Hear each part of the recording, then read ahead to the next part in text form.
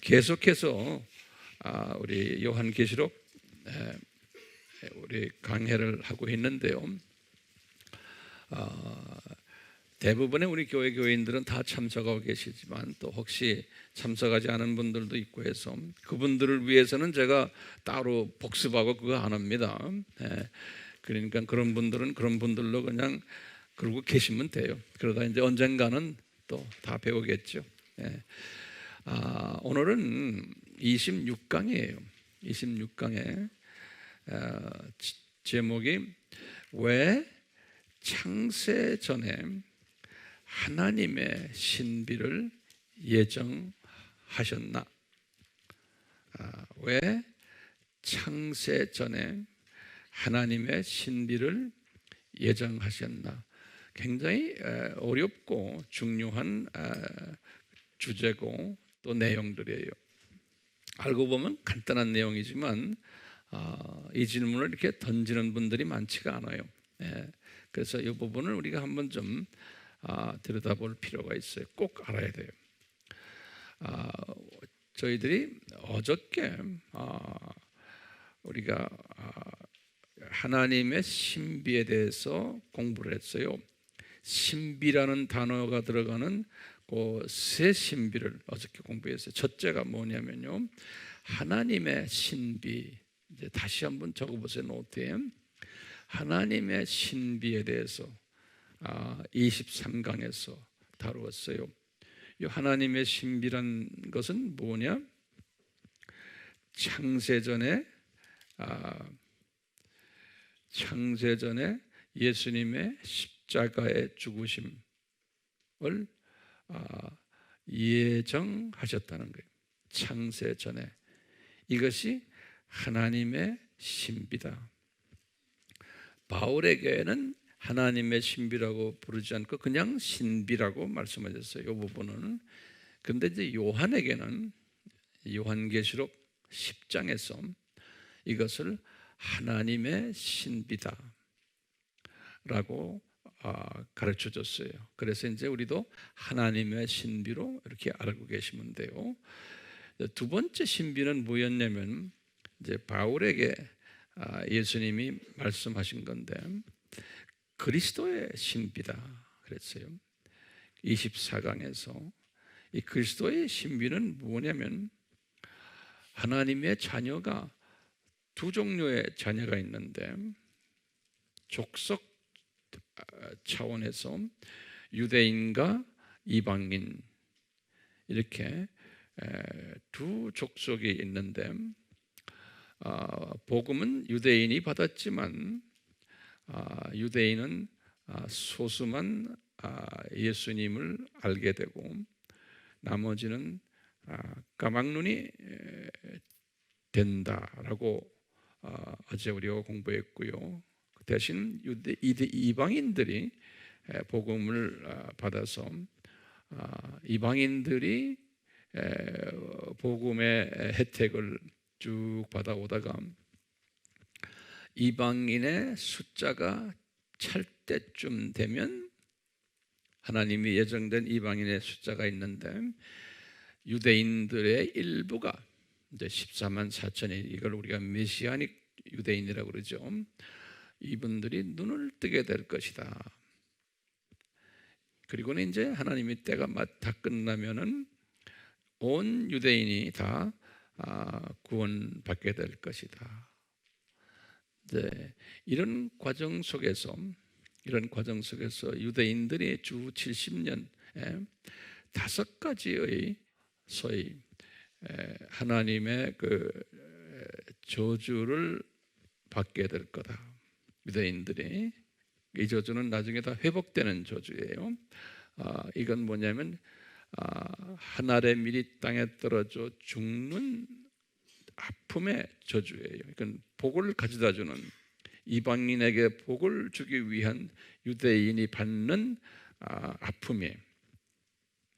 하늘의 밀이 땅에 떨어져 죽어야지만 많은 열매를 맺는다는 요한복음 12장 24절의 생명 살리는 원칙이에요. 이 원칙에 의해서 유대인이 죽어야 되는 거예요. 이방인들을 복음화시키기 위해서는, 이방인의 하나님의 자녀들을 복음화시키기 위해서는. 그래서 5가지 분야에서 유대인이 이 죽는 일을 하게 되었다. 첫 번째는 알아도 다 적으세요. 첫 번째는 뭐죠? 이스라엘 나라가 패망하는 것. 두 번째는 성전이 재건되는 것. 성전이 뭐예요? 파괴되는 것. 예. 내가 가끔 이럴 때마다 날 도와줘요. 성전이 파괴되는 것. 세 번째는 뭐예요? 디아스포라가 되는 것. 전 세계에 흩어지는 사건. 그 다음에 흩어져서 뭐예요? 반유대주의에 의해서 핍박받는 것. 5번째는 예수님을 보지를 못하는 것. 눈이 감기는 것. 이 5가지의 어려움을, 죽는 일들을 유대인들이 해왔는데, 이제 그다음이 중요해요. 이방인의 숫자가 찰 때쯤 되면은 요 5가지가 다시 살아난다는 거예요.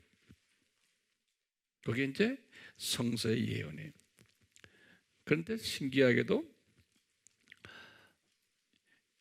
지금 제가 말씀드린 건 잘 보세요. 요거 우리 공부한 사람들, 요거는 친유대주의 사상을 가진 사람들이 가진 사상이에요. 지금 내가 말하는 건요. 왜냐하면요, 반유대주의 종말론을 가진 교단들은 이스라엘 민족이라는 그 자체를 무시해 버려요. 신약에 와서의 이스라엘 민족을 무시해 버려요. 잘 적어 놓으세요.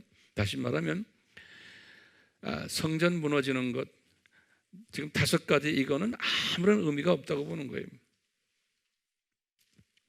그런 분들이 아직도 교계에 상당히 많아요. 그러니까 이스라엘은 저주받은 나라고 민족이기 때문에 그 이스라엘과 전혀 그건 관계가 없다라고 보는 거예요. 그렇기 때문에 이분들은 지금 1948년에 이스라엘이 독립됐죠?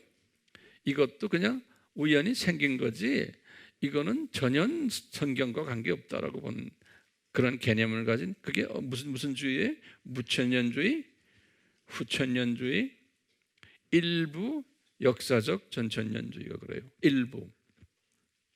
이분들은 뭐예요? 반유대주의의 사상을 가진 분들이에요. 우리나라에도 많아요. 그러니까 예를 들어서 우리나라에도 뭐 메시아닉 주가 생겨났다, 기뻐합시다. 그거 아무것도 아니야. 그건 그냥 그놈들 그냥 우연히 생긴 거지. 이스라엘이 독립된 거, 그건 의미가 없어 우리한테. 이렇게 말하는 기독교인들이 상당히 많아요. 그러면 왜 이런 사상 가질까 하면 그 이유를 우리가 이제 알게 되죠. 종말론에 다르기 때문에 그런 거예요. 종말론에. 자, 다시 말해요. 그런데 지금 일부 전천년주의, 역사적 전천년주의 일부와 그 다음에 세대주의는 그대로 이스라엘의 이 5가지를 믿는 거예요. 그리고는 이 5가지가 이방인의 숫자가 찰 때 다시 살아난다는 것을 믿는 사람들이. 네, 저도 그것을 믿는 사람이에요. 제 말 이해가 되겠죠? 예. 안 믿는 사람 많다는 걸 알아야 돼요, 여러분들이. 그러면 첫째, 이스라엘이 1948년에 독립이 된 거예요. 요거 우리 믿는 거예요.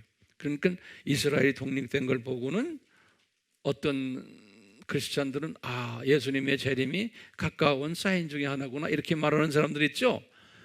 그렇게 말 안 하는 사람도 많아요. 그건 아무것도 아니야. 그건 이렇게 보는. 그러니까 이거 구별할 줄 알아야 돼요. 두 번째는 뭐예요? 성전 재건. 성전 재건 사건도 지금 거의 다 한 90% 이상은 다 준비됐거든요. 그런데 성전 재건도 의미가 없다고 보는 또 그룹들이 있는 거예요. 세 번째, 이제 디아스포라가 다시 본국으로 돌아오는 거, 고토로 귀환한다 그래요. 우리 말하려면 그 나라 말로 뭐라 그랬죠? 알리야라고 그래요. 알리야 운동이 지금 적극 일어나고 있거든요. 우리나라에서도 그 알리아 운동을 돕는 그룹들이 있어요. 자, 네 번째는 뭐예요? 유대의 안티세미티즘. 이제 기독교인들 중에서 점점 옛날에는 안티세미티즘이 굉장히 강했는데 지금 많이 줄어들고 있어요. 아직도 많아요. 예. 이제 다섯 번째로는 뭐예요? 눈 떠지는 거는 우리 눈에 보이고 있죠. 지금 메시아닉주들이 여기저기에서 많이 일어나고 있어요. 놀라게. 이제 이런 일들이 그리스도의 신비다, 이렇게 이제 이야기하는 그리스도의 신비다. 그리스도의 신비다. 근데 이 그리스도의 신비를 더 말하면 친유대주의 사람들이 이야기하는 거죠. 이 그리스도의 신비를 반유대주의 사람들은 이것을 해석하는 데 상당히 힘들어해요. 자, 그 다음에 신비를 천국의 신비 공부했죠, 우리요. 이것은 3000년 신약 시대를 천국으로 우리가 보고, 천국은 7000년도 이 세상도 천국이고 저 세상 이 세상 다 합해서도 천국이라고 그러고, 그런데 이제 예수님은 제자들에게 마태복음 13장에서 요 3000년, 교회 시대 2000년과 그 다음에 1000년이 뭐죠? 천년왕국 1000년, 이 3000년을 천국으로 이렇게 제한하셔가지고 거기에 대한 특별한 신비스러운 사건들이 일어난다는 것을 예수님이 예언적으로 말씀하신 것. 몇 가지 비유로 말씀했어요? 7가지의 비유로 말씀하신 것. 우리 기억나죠? 예. 자, 그러면 오늘은 지금 이 시간은 뭘 우리가 더 좀 자세히 보고 싶은가 하면요, 이 하나님의 신비에 대해서 우리 보는 거예요. 이 하나님의 신비는 뭐라고 그랬어요? 예수님의 십자가 사건을 창세 전에 이미 준비했다는 그 신비. 예. 이것은 바울도 신비라는 단어를 썼고 요한은 하나님의 신비라는 단어를 썼다고 그랬어요. 왜 이렇게 창세 전에 예수님이 이렇게 하셨을까? 이제 그 중에 첫 번째 그 이유는 장차 창조될 인간이, 아직 인간이 창조 안 됐어요. 장차 창조될 인간이 하나님과 창조주와 특별한 관계를 소유한 자이기 때문에 그래요. 장차 창조될 인간이 이제 삼위 하나님과 특별한 관계를 소유하는 자이기 때문에 그래요. 예. 이제 어떤 관계가, 그건 좀 이따가 좀 말씀드리고요. 그래서 그 중에 첫 번째 뭐냐면요,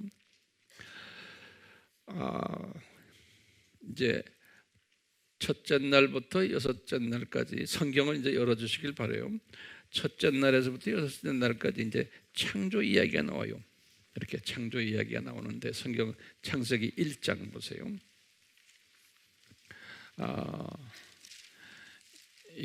오늘 드리는 말씀은 잘 소화했으면 좋겠어요. 그래서 제가 말을 천천히 할게요. 이 첫째 날에 빛이 이야기가 나오죠. 빛이 대해서요. 첫째 날에 빛이 있더라, 빛이 있어라, 이런 거는 일반적으로 신학자들이 그 빛을 뭐라고 이제 해석하냐면 하나님의 영광이다, 이렇게 해석을 해요. 그러니까 해와 달 그런 빛이 아니에요. 그 해와 달은 나중에 또 창조하시거든요. 그러니까 해와 달을 창조하시기 전에 빛이에요. 그 빛을 하나님의 영광으로 이렇게 해석을 해요. 그 다음에 둘째 날은 물을 창조하신 얘기.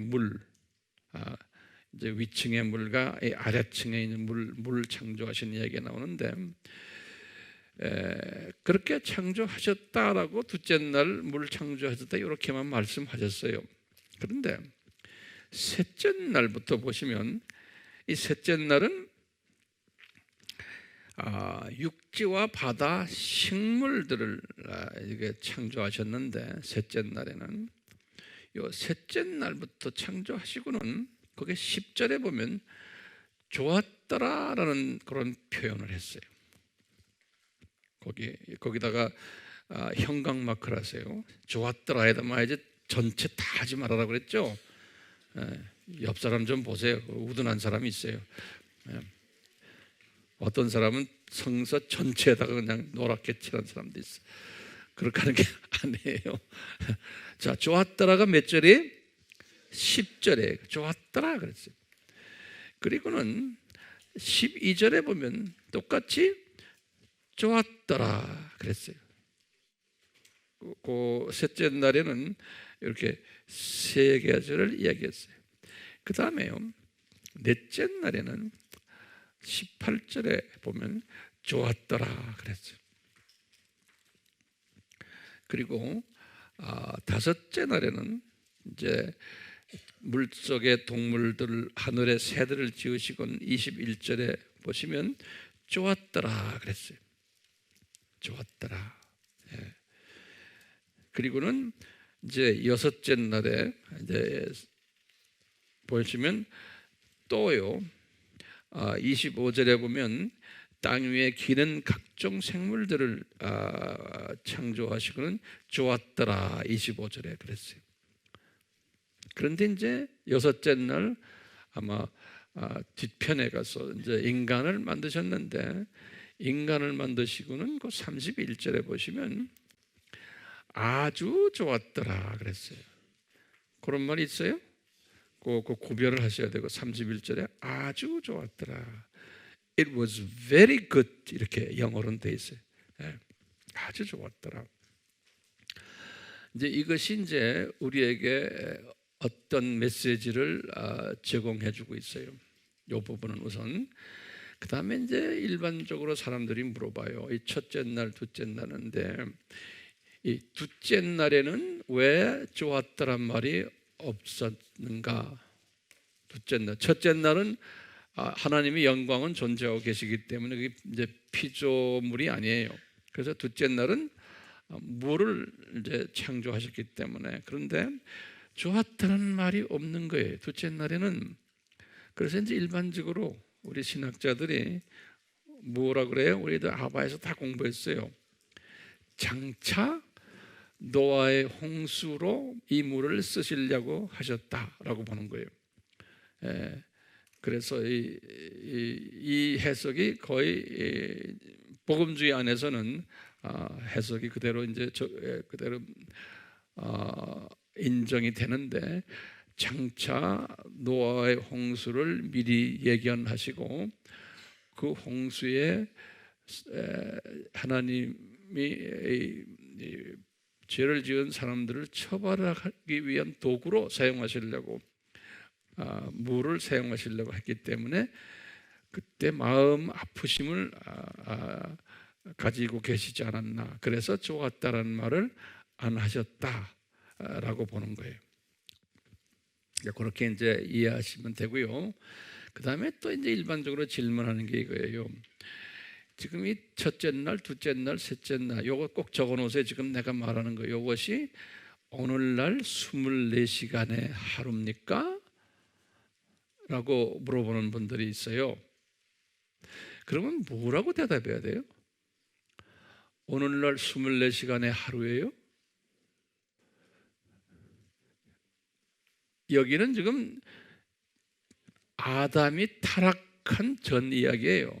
그러니까 영혼세계. 영혼세계는 아직 시간 개념이 없는 때예요. 그렇기 때문에요, 첫째 날, 둘째 날 이렇게 우리 창조주께서 갈라는 놨지만 이 기간이 언젠지는 아무도 몰라요. 이건 우리가 알 수가 없는 거예요. 우리 창조주께서 편의상 첫째 날, 둘째 날 했지만 한 날이 시간 세계가 아니니까 영원 세계에서도 엄청난 긴 영원 세계인지도 모르고 그거에 대해서는 우리가 알 길이 없어요. 그래서 어떤 분들은 또 그 기간도 길지만 첫째 날과 둘째 날 그 사이도 간격도 엄청나게 길 수가 있다고 보는 거예요. 예. 그러니까 하나의 가정들이에요. 그러니까 다시 말하면 오늘날 시간 속에서의 24시간이 아니다 라고 그 개념을 잡으시길 바라요. 됐어요? 예. 자, 그런데요, 왜 아주 좋았다라는 말씀을 하셨을까? 왜냐하면은 앞으로 창조될 하나님의 자녀들은, 우리는 인간은 창조주와 특별한 관계가 형성돼야만 하는 존재예요. 이 관계가. 그렇기 때문에 어떤 관계인지를 딱 보시면 우리가 알 수 있어요. 이제 그 창세기 1장 26절과 28절을 딱 보면은 26절 보면은 하나님께서 말씀하시기를 우리의 형상, 삼위 하나님의 형상대로 우리의 모습을 따라 사람들을 만들자. 그리하여 그들로 바다의 고기와 공중의 새와 가축과 모든 땅과 땅 위를 기어다니는 모든 기는 것을 다스리게 하자. 거기다 또 줄을 그어놓으세요. 모든 피조물들을 다스리게 하자라는 그런 말이 있고, 제 성경에는 그렇게 써놨는데 여러분들 성경에도 그런 게 있죠? 예. 자, 다스리게 하자. 이 말을 또 어떻게 표현하셨냐면 28절을 보시면 28절. 제가 말하는 걸 잘 기억해 두시고 내 것으로 만들어서 또 주변 사람들에게 많이 가르치셔야 돼요. 28절 보세요. 주 하나님께서 그들에게 복을 주시고, 거기다 또 줄을 좀 그어 복 주셨다는 거예요. 예. 그러니까 지금 요 인간에게 지금 그들이라고 복수된 거는 두 부부의 하와와 아담과 하와, 복 주시고 하나님께서 그들에게 말씀하시기를 다산하고 번성하며 땅을 다시 채우고 그것을 정복하라. 그 정복하라에다 또 줄을 그으시고요. 그리고 바다의 고기와 공중의 새와 땅 위에서 움직이는 모든 생물을 다스리라. 다스리라 하는데 또 자, 우리 하나님의 자녀들인 우리 인간은 모든 피조물들을 하나님이 창조하신 피조물들을 이 영원 세계, 지금 아담 타락하기 전이에요. 그러니까 영원 세계에서 이런 일을 하도록 되어 있는 거예요. 이런 일을. 이 말은 다시 바꿔서 말하면요, 우리가 이제 낙원에 올라가면요, 우리 낙원에 올라가면 이 일을 해야 되는 거예요. 그래서 우리는 창조 파트너들이에요. 우리 인간은 창조 파트너들이, 하나님이 창조해 놓으신 모든 피조물들을 정복하고 다스리고, 뭘 정복하고 다스리냐?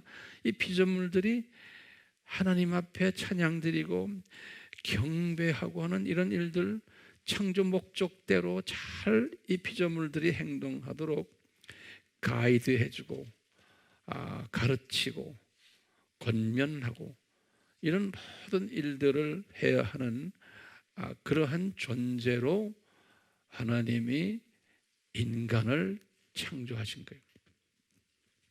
특별한 피조물이에요. 우리는요. 그러니까 우리는 저쪽 동네 올라가면 상당히 바쁘게 지내게 돼 있어요.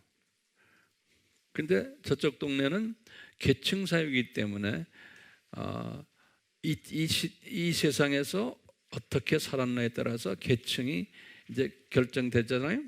그러면 올라가서도 그 계층에 맞춰서 이 맡겨진 사역을 많이 하게 돼요.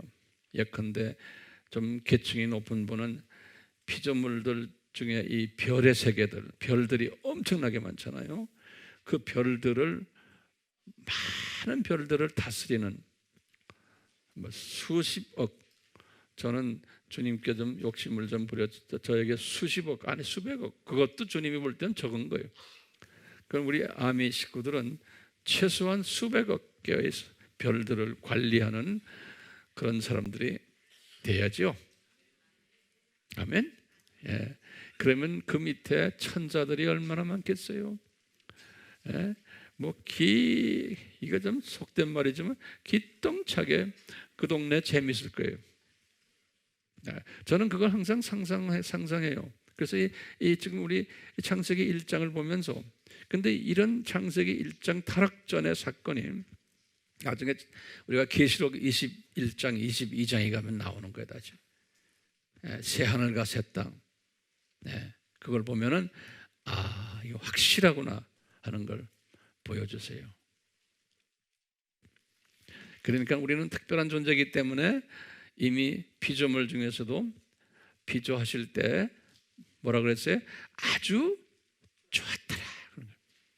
왜냐하면 이 창조주의 마음을 흡족하게 해주는 그러한 일을 누가 하냐면은 우리 인간이 하는 거예요. 그래서 인간이 이런 특별한 관계를 가진 피조물로 창조되었기 때문에 이미 하나님은 이 피조물, 인간 피조물은 어떻게 창조를 하셨나? 다른 피조물들에게 없는 또 하나의 그 특별한 특권을 줬어요. 그게 뭐냐면 창세기 1장 26절에 하나님의 형상과 하나님의 모습대로 이렇게 우리가 창조가 된 거예요. 그러니까 하나님의 the image of God, the likeness of 하나님의 모습대로 이렇게 딱 해놨어요. 그렇기 때문에 우리가 이제 계시록 공부하면서 4장과 5장을 우리 공부했죠. 4장과 5장에서 우리가 뭘 공부했어요? 이미 보았죠. 요한이 뭘 봤어요? 이 24장로들은 사람이에요. 그렇죠? 사람 피조물이에요. 24장로들이 보좌 주변에서 삼위 하나님께 영광과 존귀와 권세와 찬양을 드리는데, 그 삼위 하나님 중에서도 누구한테 초점이 가요? 예수 그리스도, 어린 양의 모습으로 있는 예수 그리스도에게 찬양을 24장로들이 먼저 모범을 드리면서 하는 거예요. 그러니까 그 뒤따라서 스랍 천사들이 그걸 보고 또 계시록 4장 7절에서 8절 보면 스랍 천사들이, 그와 또 계시록 5장에서는 천군들, 다시 말하면 만만 천천 그랬지요. 엄청난 많은 일반 천사들도 그런 모습을 보고는 참 멀리서 그냥 화음이 돼가지고 예수 그리스도께 찬양하는 모습들, 그 모습을 항상 우리가 그리면서 사는 거예요. 이렇게 탁 묵상하는 거예요. 계시록을 이렇게 묵상하면서 내가 매일 이것을 묵상하는 거예요. 묵상하면 내가 숨이 끊어지는 그 순간에 내가 그 동네에 가서 나도 거기에 조인해 버리는 거예요. 그거 상상해요? 저는 그걸 상상해요. 내가 숨이 끊어지는 그 순간에 그냥 이 동네에 내가 그대로 내가 보고 있었던 그 동네를 그냥 내가 참여하는 거예요. 그런데 이제 예수님이 오셔서 그럴 거예요. 야, 황 목사야,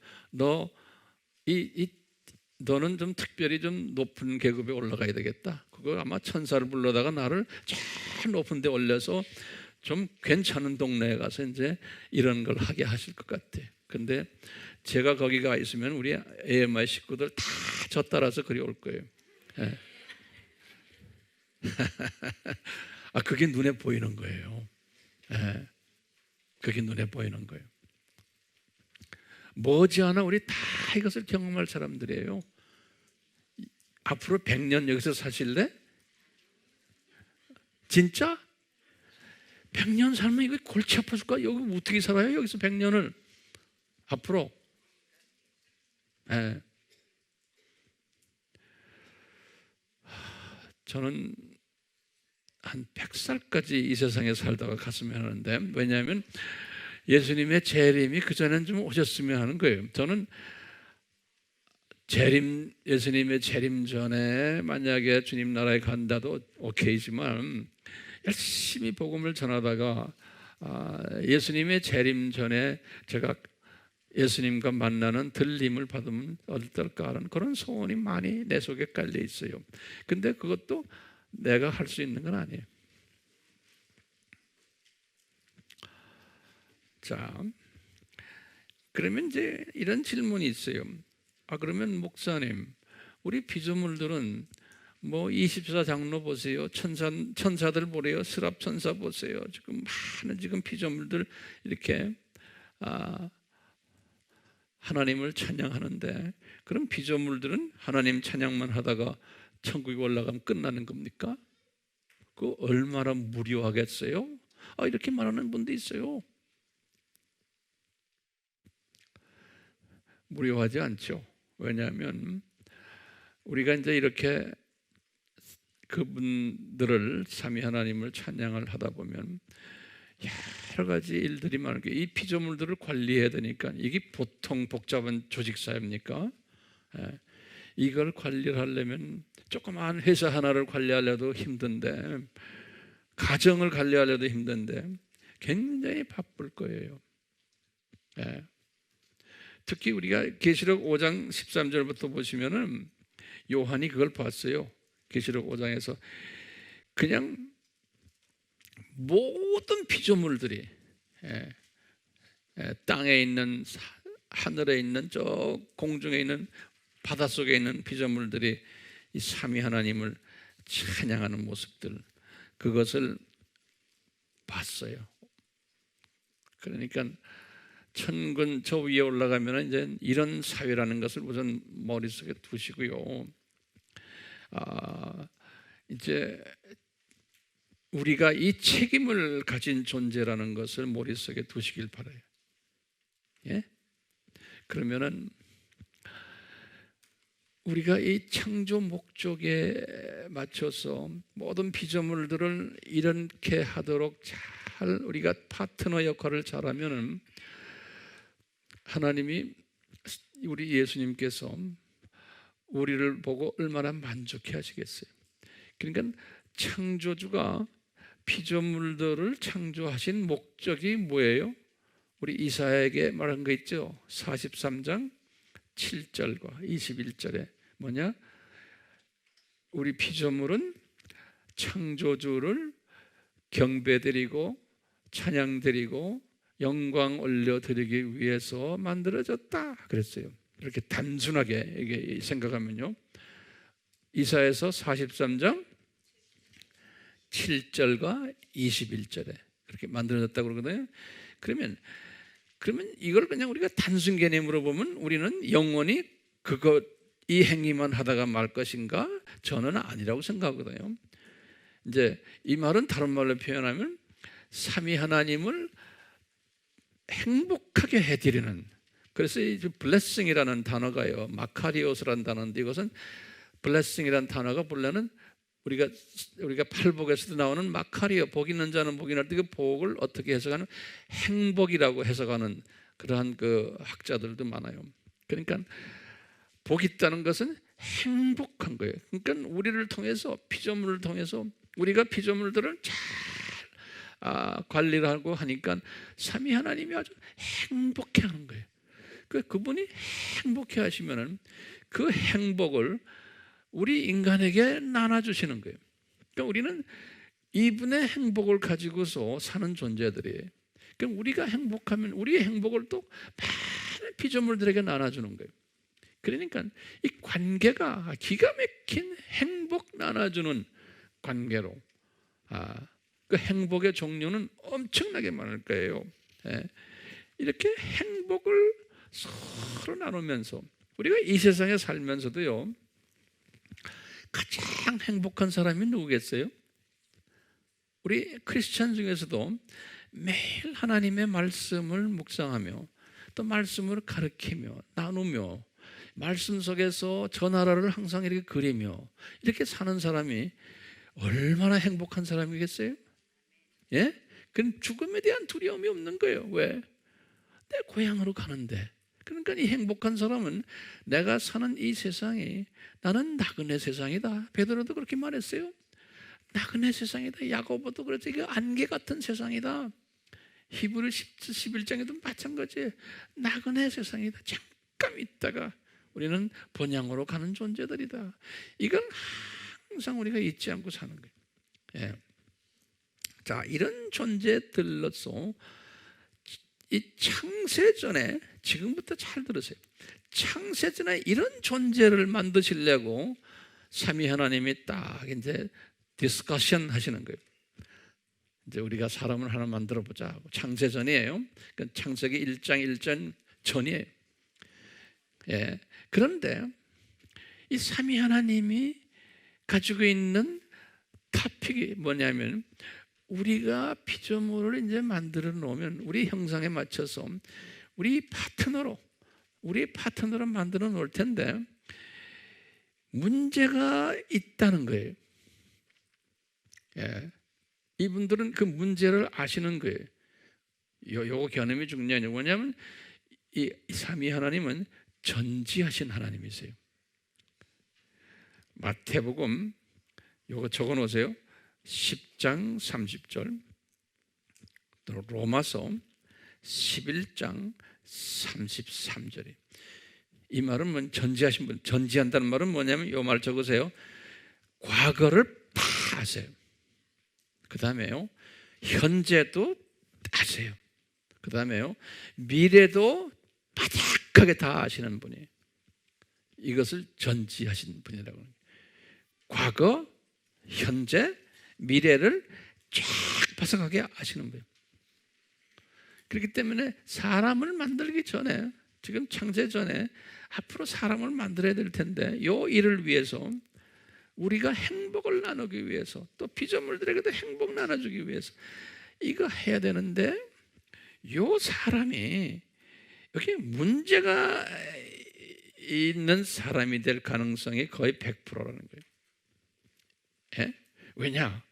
여기 피조물의 속성 때문에 그렇다는 거예요. 요거 적어놓으세요. 피조물의 속성에, 다시 말하면 피조물의 한계성이에요. 이제 피조물은 어떤 한계성을 가지고 있냐면, 자기가 받은 복이에요. 이제 좀 있으면 복을 줄 텐데, 그럼 복이라 그러면 적으세요. 육혼영의 복이에요. 지금 이 영적으로도 영의 육이 있어요. 그 다음에 영계의 혼이 있어요. 또 영계의 영이 있어요. 이거를 다 소유하는 존재인데, 이제 보세요. 거기다 하나하나 적으세요. 그래서 내 말 천천히 하니까, 영적인 육은 뭐예요? 영적인 육은 뭐예요? 이건 썩지 않는 육이에요. 썩지 않는 육이에요. 그 다음에 나이 들지 않는 육이에요.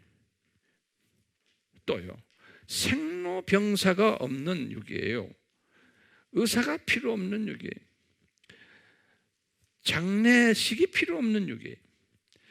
거의 한 30세 정도의 나이로 영원히 그냥 끄집어서 그냥 사는 그 육이에요. 그것뿐입니까? 자동차가 필요 없어요. 그냥 생각하면 여기에서 저기로 그냥 날아가. 그런 육이에요. 공간을 뚫고 다니는 육이에요. 또요, 대화도 수만 킬로 떨어진 데 사람들하고 그냥 생각만 탁 하면 대화가 되는 거예요. 그런 육을 가진 그런 존재예요. 이제 이런 존재로 이제 하나님이 이제 창조하실 거예요. 혼의 부분은 어때요?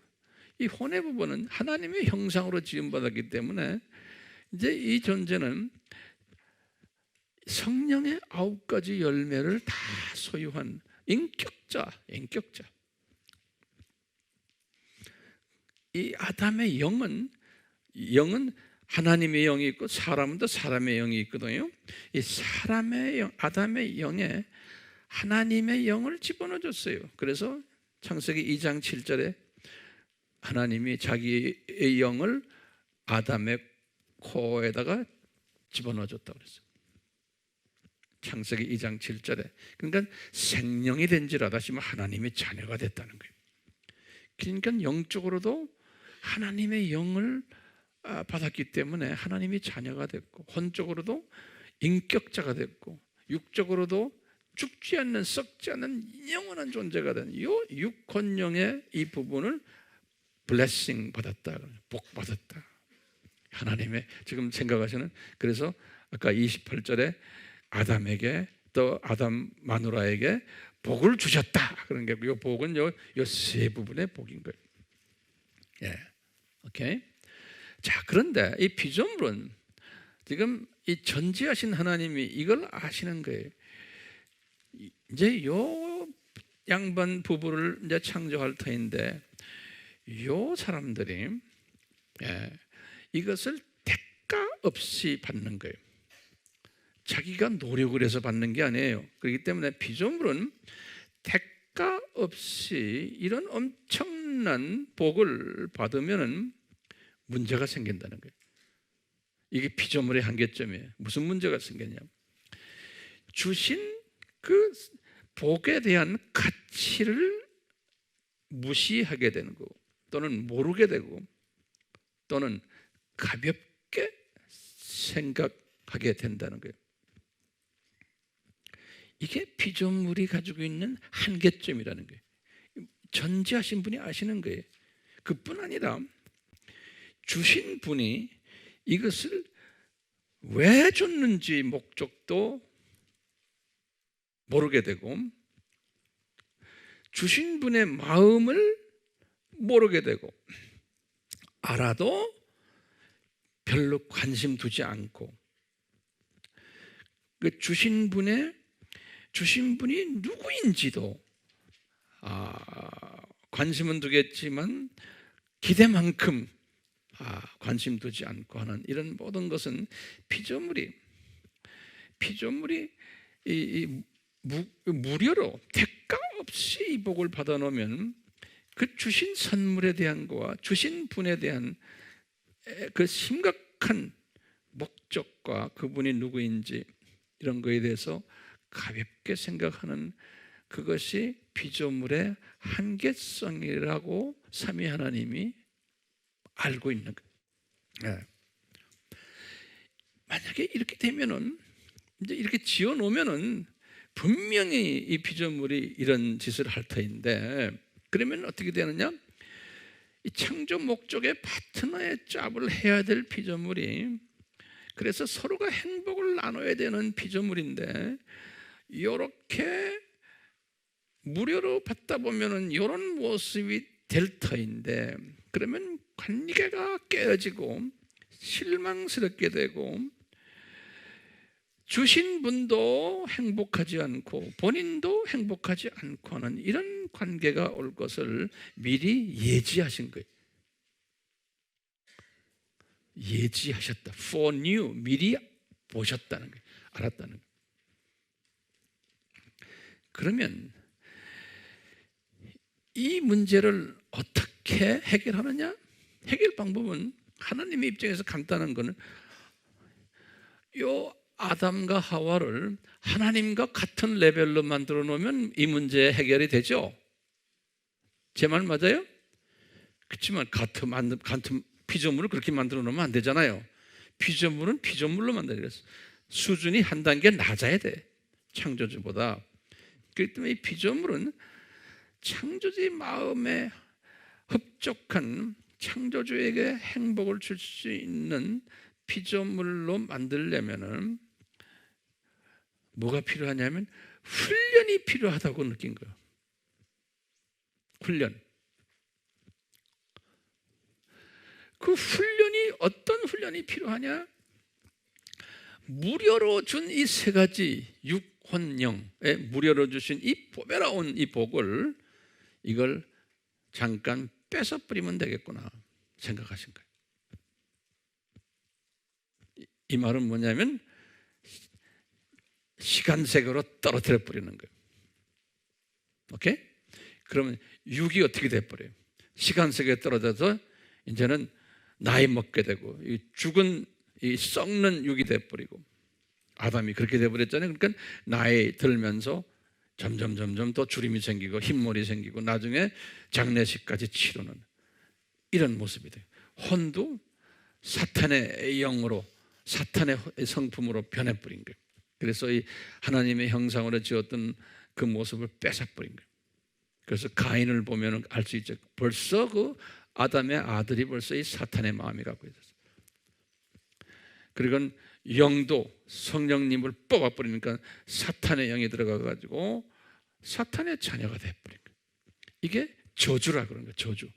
그러니까 이 주님께서 이 삼위 하나님께서는 이 아담을 저주받도록 만들어 놓은 거예요. 그래서 훈련시키려고. 그래서 이 세상으로 던져버리는 거예요.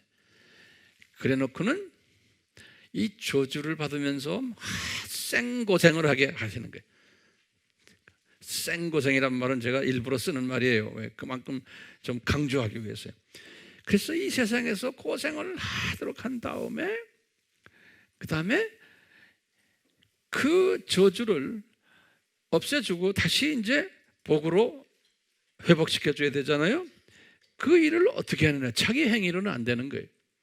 피조물은. 그렇기 때문에 예수님이 그 저주를 뒤집어 쓰시기로 창세전에 결정하신 거예요. 근데 예수님이 뒤집어 쓰시려면 인간으로 내려오셔야 되는 거예요. 예수님이. 그래서 예수님이 인간으로 내려오셔서 그 저주를 뒤집어 쓰게끔 디자인하신 거예요. 그래서 모세에게 이런 말씀했어요. 신명기 21장 23절에 모세에게 이런 말씀하셨어요. 주전 1500년이에요. 어떻게 했어요? 나무에 매달려서 죽는 사람은 저주받은 사람이다 그랬어요. 이 말은 모세에게 직접 예수님이 하신 말씀이거든요.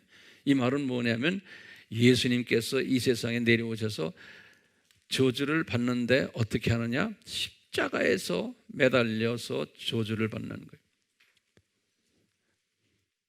오케이? 그리고는 500년 후에 다윗에게 시편 22편 1절이 주전 1000년에 다윗에게 갑자기 환상으로 나타나신 거예요. 예수님이. 다윗이 깜짝 놀라서 보니까 예수님이 십자가에 매달려가지고 막 저주받으려는 장면을 본 거예요.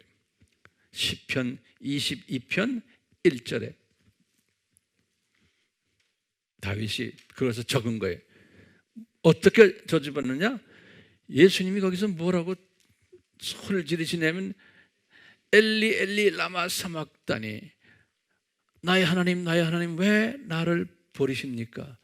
그러니까 이제 예수님이 인간으로 오셔가지고 십자가에서 매달려서 저주를 받으시면서 아버지한테 아버지 왜 나를 버리십니까? 라는 그 고통을 이렇게 나타내는 이것을 환상으로 쫙 본 거예요.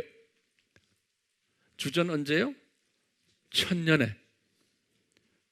누구한테 보여줬어요? 다윗에게. 시편 몇 편이요? 22편 1절이. 그걸 딱 보여주시고는 1000년 딱 지나가서 후에 예수님이 실제로 십자가에 딱 박히셔서 숨을 거두시는 순간에, 그 순간이 뭐냐면 예정된 하나님의 자녀들의 저주를 예수님이 온통 뒤집어 쓰는 순간이에요. 마태복음 27장 46절에 마태복음 27장 46절에 요거 적고 계세요? 뭐냐면 딱 마태가 기록했어요. 똑같이 엘리 엘리 라마 사막다니, 아버지 아버지 왜 나를 저주합니까? 라고 소리 지르시고는 숨을 탁 거두셨다 그랬어요. 근데 요 그대로 하신 거예요. 다시 말하면 예정된 하나님의 자녀들의 뭐예요?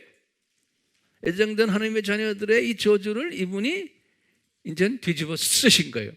그러니까 예정된 하나님의 자녀들이 이 세상에 떨어져 가지고 이 세상에서 이 훈련을 생고생을 한 다음에 예수님이 이렇게 저주를 뒤집어 쓰신 거에 대해서 깨닫고, 아, 창조 목적이 이렇게 중요하구나. 그리고는 이 세상이 창조 목적 학교구나 라는 것을 깨달은 거예요. 이 세상이 하나님의 자녀들에게는 이 세상이 창조 목적 학교구나. 그리고는 교장 선생님이 예수님이고 부교감이 교감이라고 그러죠. 교감은 사탄이고 우리 다 공부했죠. 예? 거기 학생이 선택된 하나님의 자녀들이구나. 교사는 사탄의 똘마니 천사들이고 또 사탄의 자녀들이고 이게 다 교사들이구나. 내가 언제 졸업하느냐? 내가 이 세상에서 떠날 때 이 학교 졸업하는구나. 이거 다 깨달은 거예요. 네. 그럼 우리는 바울도 깨닫고 베드로도 깨닫고 우리는 나그네다. 여긴 잠깐 와서 지금 학생으로 공부하는 나그네들이다라는 걸 깨달은 거예요. 이 세상을 보는 시각이 이렇게 변해버린 거예요. 그래서 베드로가 이런 말을 했어요. 이걸 깨닫고는 베드로전서 2장 24절에 나무에 달리어 우리 죄를 예수님이 담당하셨다. 베드로전서 2장 24절. 베드로전서 3장 18절에도 예수님은 의인이었는데 우리 불의한 자를 대신하여 나무에 달리셨다는 거예요. 그 나무, 그러니까 십자가라는 게 뭡니까? 그러니까요, 그냥 막연히 십자가의 고통 이런 게 아니에요. 십자가라는 건 뭡니까? 창세전에 하나님의 자녀들을 창조 목적을 훈련시키기 위해서 저주를 받게 된 하나님의 자녀들을 대신 예수님이 교육 공부 다 시킨 다음에 대신 저주를 받으신 예수님의 저주의 그 모습이에요.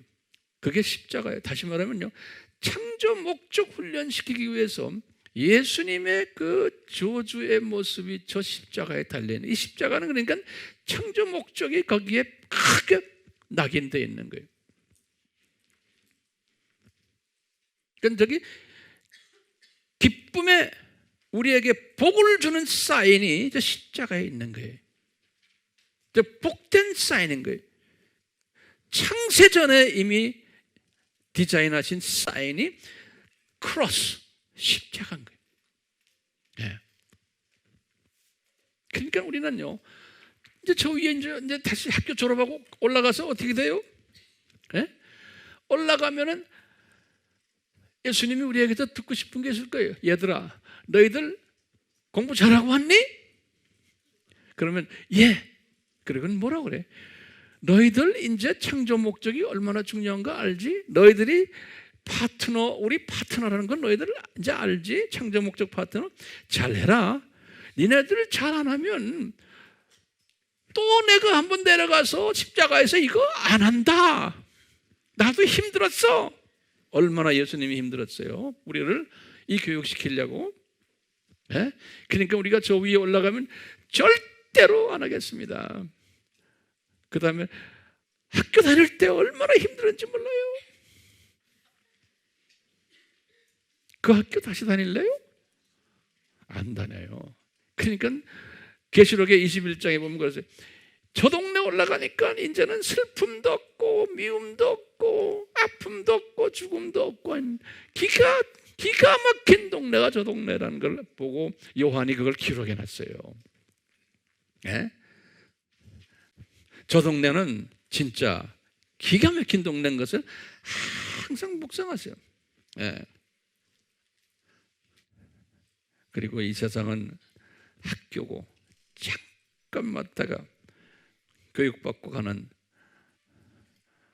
나그네 세상이라는 것을 잊지 말아 주시길 바라요.